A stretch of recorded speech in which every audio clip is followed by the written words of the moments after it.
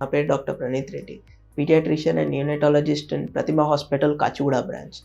ఈరోజు మనం urinary tract infection in children గురించి మాట్లాడదాం. అంటే రికరెంట్ ఇన్ఫెక్షన్స్, మూత్ర ఇన్ఫెక్షన్స్ అంటాం కదా, అది పిల్లలల్లో.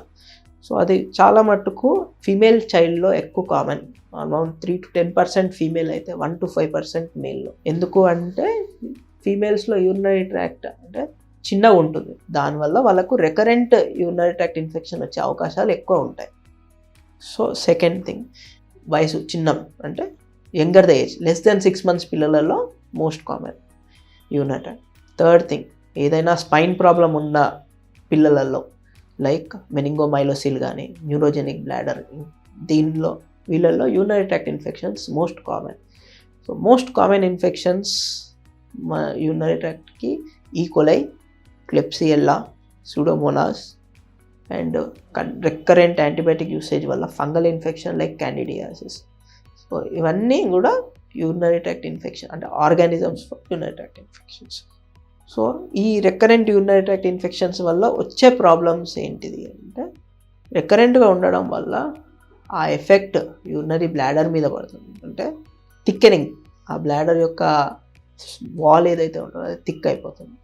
సెకండ్ థింగ్, ఈ కాజ్ తెలియను, అంటే ఎందుకు ఊకే రికరెంట్గా వస్తుంది యూరినరీ ట్రాక్ట్ ఇన్ఫెక్షన్ అన్నది మనం తెలుసుకోవాలి. సో తెలుసుకోవాలి అంటే first thing, you have to urine sample along with urine culture ఇవ్వాలి. ఎందుకు యూరిన్ శాంపుల్ అంటే, యూరిన్ శాంపుల్లో వీల్ నో వెదర్ ఇన్ఫెక్షన్ ఉందా లేదా అన్నదే తెలుస్తుంది. బట్ యూరిన్ కల్చర్లో వీల్ నో ఏ ఆర్గానిజం వల్ల మనకు ఈ ఇన్ఫెక్షన్ ఏ ఆర్గానిజం వల్ల వచ్చింది అన్నది వీ విల్ నో. సో ఆ ఆర్గానిజంకి తగ్గ యాంటీబయాటిక్స్ వెళ్తున్నాయా లేవా అన్నది మనం ఫస్ట్ చూసుకోవాలి.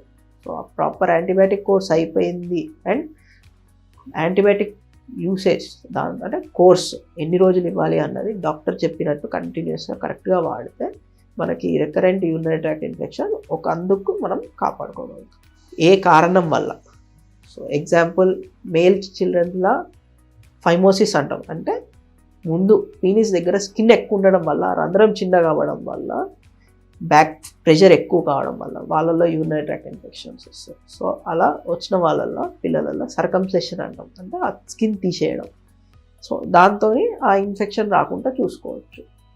సెకండ్ థింగ్, పిల్లలలో మెయిన్ ప్రాబ్లం ఏంటిది అంటే, ఒక ఏజ్ గ్రూప్ పిల్లలు they are more into playing and ఇది.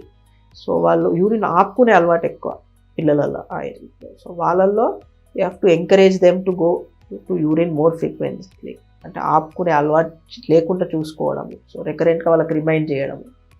అది కాకుండా second thing, best thing is give them more liquids. So more liquids ఇస్తే మోర్ అర్జెన్సీ, మోర్ అర్జెన్సీ వాళ్ళు ఆపుకునే ఇది తగ్గిపోయి రికరెంట్ అంటే కంటిన్యూస్గా ఎప్పటికప్పుడు యూరిన్ పాస్ చేస్తూ ఉంటారు. Best option for. Third thing, ఈ యూరినరీ ట్రాక్ట్ ఇన్ఫెక్షన్ దేనివల్ల వచ్చింది, ఏదైనా ప్రాబ్లం అంటే ట్రాక్ట్లో ఎక్కడైనా ప్రాబ్లం ఉందా. So recurrent urinary tract infection ఉన్నది, బరువు మీద ఎఫెక్ట్ పడుతుంది అంటే best important thing is you have to go for a scan like DMSA or cystourethrogram.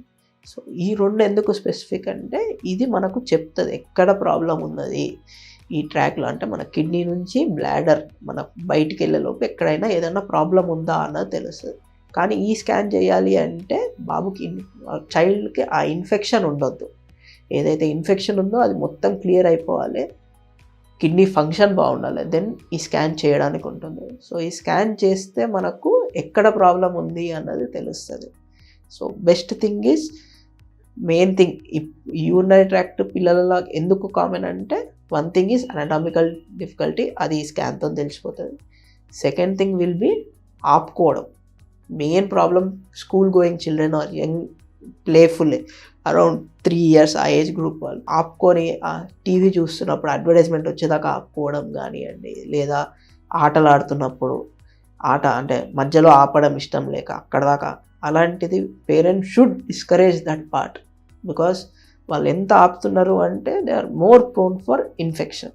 So the more number of times they are getting infected, that will affect the growth multiple times. So ఆ growth అంటే weight height affect అవుతుంది. Second thing, whenever a child is having urinary tract infection, that will have an effect on your renal system.